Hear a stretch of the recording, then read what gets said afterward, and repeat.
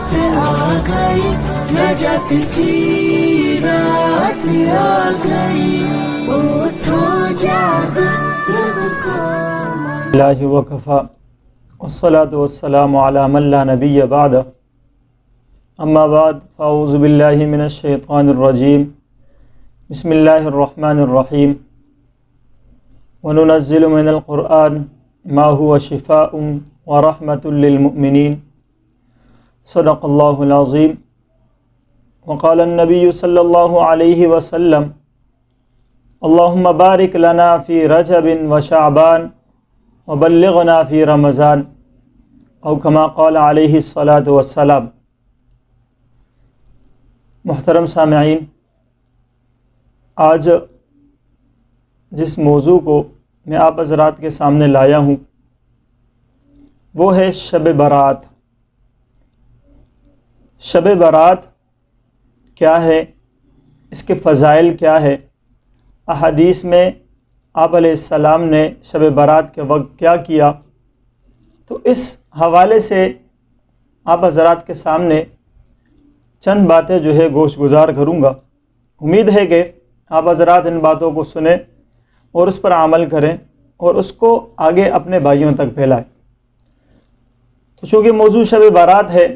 اس لیے ہم ابتدا جو کرتے ہیں وہ شب برات کے معنی سے کرتے ہیں۔ شب برات کے معنی کیا ہے؟ تو شب جو ہے وہ فارسی کا لفظ ہے، اور شب فارسی میں کہتے ہیں رات کو، اور براءت عربی کا لفظ ہے، اس کے معنی ہے نجات پانے کے۔ چونکہ اس رات میں اللہ رب العزت اپنے رحمت الہی کے طفیل بہت سارے لوگوں کو جہنم سے نجات دلاتے ہیں، اسی لیے اس کو شب برات کہتے ہیں۔ ویسے تو شب برات کی فضیلت اور بھی ہے کہ اللہ رب العزت جو ہے اس رات میں آسمان پر جو ہے جو قریبی زمینی جو آسمان ہے وہاں پر اتر جاتے ہیں، اور جتنے بھی اللہ رب العزت سے مانگنے والے ہیں اللہ رب العزت ان کی دعا کو قبول فرماتے ہیں، اور اللہ رب العزت اس رات میں تمام لوگوں کی مغفرت فرما دیتے ہیں سوائے بغض رکھنے والے کے اور کفر اور شرک کرنے والے کے۔ اب شب برات میں کے حوالے سے لوگوں کا کیا نقطہ نظریہ ہے، تو اس حوالے سے 3 گروہ ہیں۔ ایک گروہ تو یہ ہے جو شب برات کے قائل ہی نہیں ہے، وہ کہتے ہیں شب برات جو ہے احادیث میں جو وارد ہوئے وہ ضعیف احادیث میں آئی ہے، اس حوالے سے وہ کہتے ہیں کہ شب برات کی کوئی فضیلت ہی نہیں ہے۔ تو ان کا یہ دعویٰ صحیح نہیں ہے، کیونکہ احادیث بہت ساری کثرت سے موجود ہے شب برات کے بارے میں۔ اور دوسرا گروہ وہ ہے جو شب برات کو ہی سب کچھ سمجھتے ہیں، مطلب وہ کہتے ہیں کہ شب برات شب قدر سے بھی زیادہ اہمیت رکھتا ہے، اور اس رات کی عبادت کو وہ سب کچھ سمجھتے ہیں، اور نعوذ باللہ اس کے علاوہ باقی شریعت کے احکامات کو بھول جاتے ہیں۔ یعنی اس رات میں ان کو عبادت کرنی ہے، اس رات میں جو ہے ان کو جاگنا ہے، اس رات میں ان کو صدقہ کرنا ہے، اس رات میں ان کو جو ہے نفل پڑھنا ہے، اس رات میں عبادت کرنے ہے، باقی فرائض کو بھی چھوڑ دینا ہے۔ یہ دوسرا گروہ یہ ہے۔ اور تیسرا گروہ جو شب برات کے حوالے سے ہے وہ ہے جنہوں نے شب برات کے نام پر بہت ساری بدعتیں اور بہت ساری رسمیں ایجاد کر لی ہے، اور انہی بدعتوں کو اور انہی رسموں کو جو ہے انہوں نے شب برات کا نام دے دیا ہے۔ تو یہ 3 گروہ ہیں، اور یہ آخری 2 گروہ جو ہے یہ تو بالکل ہی غلطی پر ہے۔ کیوں؟ کیونکہ وہ تو پورا سال جو ہے وہ عبادت کرتے ہی نہیں، اور اس رات کو جو ہے انہوں نے عبادت سمجھ لی ہے۔ حالانکہ شب برات کے لیے ہم اور آپ کا جو نقطہ نظر ہونا چاہیے وہ یہ ہونا چاہیے کہ ہم احادیث کی مد نظر رکھتے ہوئے ہم جو ہے دین پر چلیں، جو احادیث میں کہا گیا اس کے مطابق ہم اس پر عمل کریں، اور سب سے بڑی بات فرض اور واجب سے زیادہ کا درجہ ہم اس کو نہ دیں، فرض اور واجب سے زیادہ کا درجہ ہم اس کو نہ دیں، بلکہ اس کو نفل سمجھ کر، اس میں جتنی بھی عبادات کی جائے وہ نفل سمجھ کر کی جائے۔ حالانکہ جب آپ علیہ السلام کا معمول تھا شعبان کا مہینہ شروع ہوتا، شب برات جو ہے وہ 15 شعبان کی رات کو شب برات کہا جاتا ہے۔ جو جیسے ہی شعبان کا مہینہ شروع ہوتا آپ علیہ السلام جو ہے شعبان کے مہینے کو جو ہے چاند کو بہت زیادہ اہتمام سے دیکھا کرتے تھے۔ اس کی وجہ کیا تھی؟ آپ علیہ السلام شب برات کے چاند کو اس وجہ سے اہتمام کیا کرتے تھے تاکہ اس کے بعد جو آنے والا مہینہ ہے وہ رمضان المبارک کا مہینہ ہے،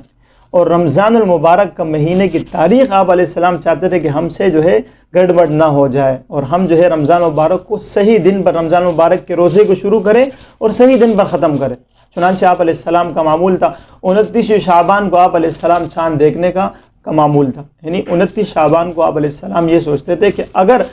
رمضان کا چاند نظر آتا ہے تو 29 شعبان کو بھی نظر آ سکتا ہے،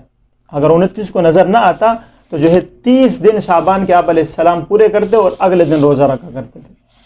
اور شعبان کے مہینے میں آپ علیہ السلام کا معمول یہ ہوا کرتا تھا کہ آپ علیہ السلام شعبان کے مہینے میں اکثر دنوں میں آپ علیہ السلام روزے سے ہوا کرتے تھے۔ ایک دفعہ عائشہ رضی اللہ تعالی عنہا نے آپ علیہ السلام سے سوال کیا، یا رسول اللہ آپ اتنے روزے کیوں رکھتے ہیں شعبان میں؟ آپ علیہ السلام نے فرمایا کیونکہ شعبان میں ایک رات ایسی ہے جس کو شب برات کہا جاتا ہے، اس رات میں اللہ رب العزت جو ہے کے پاس اس کے بندوں کے اعمال جاتے ہیں، اور میں چاہتا ہوں کہ جب اللہ رب العزت کے پاس میرا عمل جائے، میرے اعمال جائے، تو اس وقت میں روزے کی حالت میں ہوں۔ تو روزہ چونکہ بڑی اہمیت کا حامل ہے، روزہ اللہ رب العزت کو بہت زیادہ پسند ہے۔ انسان جب بھوک اور پیاس کی حالت میں ہوتا ہے تو اس کو عاجزی سب سے زیادہ آتی ہے، اس میں عاجزی ان کی ساری خود بخود پیدا ہو جاتی ہے، لیکن جب انسان کا پیٹ بھرا ہوا ہوتا ہے تو یہ انسان اس میں عاجزی نہیں آتی بلکہ اکڑ اور تکبر آ جاتا ہے انسان میں۔ تو اس لیے یہ روزہ جو ہے اس میں اللہ رب العزت شیاطین کو قید کر دیتے ہیں، شیاطین کو قید کر دیتے ہیں، جہنم کے دروازے بند ہو جاتے ہیں، جنت کے دروازے کھل جاتے ہیں، اور اللہ رب العزت کے منادی ہر وقت اعلان کرتے ہیں۔ بلکہ روایت میں تو آتا ہے اللہ رب العزت ہر شب میں جو ہے خود ہی آسمانی دنیا پر اترتے ہیں اور کہتے ہیں ہے کوئی مانگنے والا کہ میں اس کو عطا کروں، ہے کوئی مغفرت طلب کرنے والا کہ میں اس کی مغفرت کر سکوں۔ یہ رمضان کی راتوں میں اللہ رب العزت خود ہی آسمانی دنیا پر آتے ہیں اور اعلان کرتے ہیں۔ تو اتنی اللہ رب العزت جو ہے انسانوں کے لیے رمضان کے مہینے میں اتنی رحمتیں، مغفرت اللہ رب العزت فرما دیتے ہیں، جہنم سے خلاصی اللہ رب العزت رمضان کے مہینے میں کر دیتے ہیں۔ تو یہ شب برات کا جو ہم اور آپ کا جو موضوع ہے، آپ علیہ السلام سے احادیث میں کثرت سے یہ بات وارد نہیں ہوئی کہ آپ علیہ السلام نے شب برات کے وقت روزہ رکھا، شب برات کے دن میں روزہ رکھا، لازمی نہیں ہے، کیونکہ فرائض اور واجبات الگ چیز ہے اور نفل الگ چیز ہے۔ شعبان کے مہینے میں روزے رکھنا، شعبان کے مہینے میں عبادت کرنا آپ علیہ السلام کا جو معمول تھا وہ نفلی تھا، وہ نفلی عبادت کہلاتی تھی، فرائض اور واجبات سے زیادہ کا درجہ ہم اس کو نہ دیں۔ تو اس وجہ سے ہم جو ہے شب برات کو اگر منائیں تو اس حوالے سے ہم شب برات کو منائیں کہ ہمارا نقطہ نظر یہ ہو کہ ہم احادیث پر عمل کریں گے اور اس کو فرض اور واجب سے زیادہ کا درجہ نہ دیں گے۔ جیسے کہ آج کل نعوذ باللہ ہم نے شب برات میں یہ معمول بنا لیا ہے کہ پٹاخے پھوڑے جاتے ہیں بھائی، اور گھروں میں جو ہے دیگیں بن رہی ہے، پوری رات جاگو اور فجر کی نماز نہ پڑھو، پوری رات جاگو اور فجر کی نماز نہ پڑھو، اور جو ہے مٹھائیاں تقسیم کرو، حلوے تقسیم کرو، سب کچھ تقسیم کرو، لیکن کیا ہے عبادت نہیں کرنی۔ آج کل تو یہ دیکھا جاتا ہے، آج کل ہمارا نوجوان طبقہ ہے وہ کیا کرتا ہے، شب برات ہے بھائی ہم نے پوری رات جاگنا ہے، پوری رات بار بیٹھ کر گپ شپ لگاتے رہیں گے، یا مسجد میں جائیں گے گپ شپ لگائیں گے، اور نعوذ باللہ مسجد کی بھی بے احترامی ہوتی ہے اور خود بھی اپنے آپ کو گناہگار کرتے ہیں۔ حالانکہ شب برات کا مطلب ہے اس دن اللہ رب العزت جتنے انسان مر چکے ہیں ان کے بارے میں اللہ رب العزت فیصلہ کرتے ہیں، اور جتنے انسان زندہ ہیں ان کے اعمال اللہ رب العزت کے پاس اس رات میں اوپر جاتے ہیں، اس رات میں اوپر اللہ رب العزت کے پاس جاتے ہیں، اور اسی طرح اللہ رب العزت اسی رات میں فرشتوں کے لیے وہ نام بھی لکھ دیتے ہیں کہ اس سال میں کن کن لوگوں کو مرنا ہے، کن کن لوگوں کو میرے پاس آنا ہے، وہ اللہ رب العزت اس رات میں لکھتے ہیں، اور اسی رات میں ہمارے عمل جو ہے اللہ رب العزت کے پاس اٹھ کر جاتے ہیں، سارے کے سارے عمل،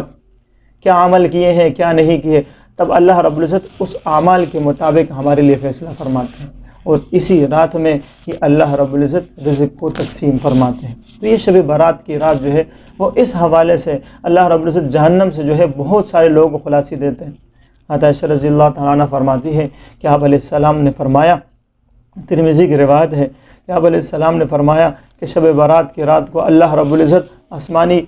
دنیاوی آسمان پر اتر کے آتے ہیں، خود بخود اللہ رب العزت دنیاوی آسمان پر اترتے ہیں اور فرمایا قبیلہ بنو کلب۔ شب برات کے موضوع پر انشاءاللہ جو مفصل و تفصیلی بات انشاءاللہ وہ اگلے پروگرام میں بھی ہوگی، تو تمام لوگ جو ہے شب بارات کے موضوع پر جو بات ہوئی ہے اس پر عمل کریں، اور انشاءاللہ تفصیلی بات جو ہے آپ کو اگلے پروگرام میں بتائی جائے گی، اس لیے آپ جو ہے اگلے پروگرام تک